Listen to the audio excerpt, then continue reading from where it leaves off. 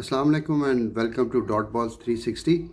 ایک کویشچن میرے ذہن میں آ رہا تھا کافی دنوں سے، یہ چل رہا تھا جب سے ہم ورلڈ کپ میں ہماری ایشیا کپ اور ورلڈ کپ میں بھی جو ہے وہ پرفارمنس پاکستانی ٹیم کی اس طریقے سے اپ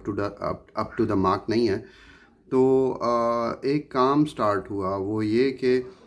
ہم سب نے جو ہے وہ بابر اعظم کو قصوروار ٹھہرانا شروع کر دیا، اور اس میں ہم نے یہ نہیں دیکھا کہ باقی پلیئرز بھی ہم کیا کر رہے ہیں۔ سو آئی ریئلائزڈ کہ ہم کیوں سب بابر کو جو ہے نا، اس کی کیپٹنسی کو، اس کی جو چیزوں کو، جو مس مینجمنٹ کو ہم جو ہے ایک دم سارے شروع ہو گئے ہیں۔ تو میں نے سوچا کہ اس پہ تھوڑا سا جو ہے وہ کام کیا جائے، دیکھا جائے کہ یہ ہو کیا رہا ہے۔ تو مجھے ایک کلو ملا ہے، آئی مائٹ بی رانگ، لیکن میں نے کچھ کڑیاں ملانے کی کوشش کی۔ وہ کڑیاں کچھ اس طرح ہیں کہ آپ کو اگر یاد ہو کہ پاکستان کے اندر پی سی بی نے جو ہے وہ ایک دفعہ ابھی جسٹ ریسنٹلی ایک بیٹنگ کمپنی ہے جس کو اپنا ایک آفیشیل اسپانسر کے طور پہ ڈکلیئر کیا، اور کراچی کنگز نے بھی اس کو اپنا آفیشیل اسپانسر جو ہے وہ ڈکلیئر کیا۔ تو اس پہ کافی سوشل میڈیا پہ کچھ پلیئرز نے، راشد لطیف نے بھی اس پہ بات کی اور اس کو بڑا تنقید کی اس کے اوپر کہ یہ کیوں ہوا۔ اسٹیٹ بینک نے جو ہے وہ انٹروین کیا، اور انٹروین کرنے کے بعد پی سی بی سے انہوں نے یہ کویشچن کیا کہ آپ نے آپ نے جو یہ کیا ہے اس کمپنی کو جو ہے جس کا نام 1xBet ہے، اس کو آپ نے کیوں لے لیا ہے ایز اے اسپانسر؟ اس کو آپ اپنے ریکارڈز کو چیک کریں اور آڈٹ کریں۔ خیر پی سی بی نے اس کو ڈینائی کیا، اور اس کے بعد ہم نے دیکھا کہ یہ پاکستان اور سری لنکا کی ایک سیریز ہوئی تھی ابھی ریسنٹلی 2023 میں، 2 ٹیسٹ میچز ہوئے تھے، اس میں بھی وہ آفیشیل اسپانسر تھے۔ اور اس سے پہلے جو ہے وہ کراچی کنگز کے وہ ان کی تو ٹی شرٹس پہ بھی لکھا تھا وہ، یہ آپ کو سب میں اوپر ساتھ ساتھ دکھا رہا ہوں یہ ساری چیزیں۔ تو میڈیا پہ بھی ہوا، اور سب لوگوں نے جو ہے اس ٹائم پہ مطلب کچھ نہیں کیا، کچھ نے نہیں کیا، چلتے رہے۔ اب اور میں مزید اس میں ڈگن کیا، میں نے یہ دیکھا تو 2 پلیئرز ایسے تھے جنہوں نے اس سٹیپ کو، پی سی بی کے جو ہے جو کرنٹ پلیئرز ہیں، انہوں نے اس پہ تنقید کیا، اور انہوں نے کہا کہ یہ ہم جرسیز نہیں پہنیں گے اگر یہ لوگو ان کا ہوگا تو۔ اس میں ایک بابر اعظم تھے اور ایک محمد رضوان تھے۔ سو کہنے کا مقصد ہے، اب آپ اگر تھوڑی کڑیاں ملائیں تو بابر اعظم کراچی کنگز سے کیوں نکلے؟ یہ جو پی ایس ایل 8 ابھی گزرا ہے، پشاور زلمی میں آ گئے، حالانکہ وہ کراچی کنگز کے کیپٹن تھے، ٹھیک ہے۔ تو کڑیاں تھوڑی سی ملتی ہیں کہ ایک یہ ریزن ہو سکتی ہے کہ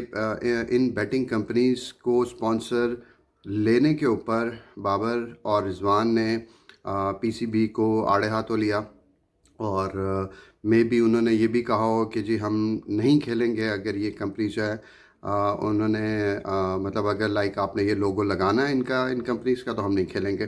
یہ بھی باتیں جو ہے وہ سامنے کہیں کہیں نظر آئی ہیں۔ اب کہنے کا مقصد یہ ہے کہ آپ کو پتہ ہے کہ یہ جو کمپنیز ہیں، 1xBet ہے اور ایک دو اور بھی ہیں جو جن کا جو بیک گراؤنڈ ہے وہ کہیں نہ کہیں ہمارے ادھر ادھر کے ہمسایہ ممالک سے بھی ملتا ہے، اوریجن اور اس کا ساری چیزیں، اور وہ ملتا ہے ان سے۔ سو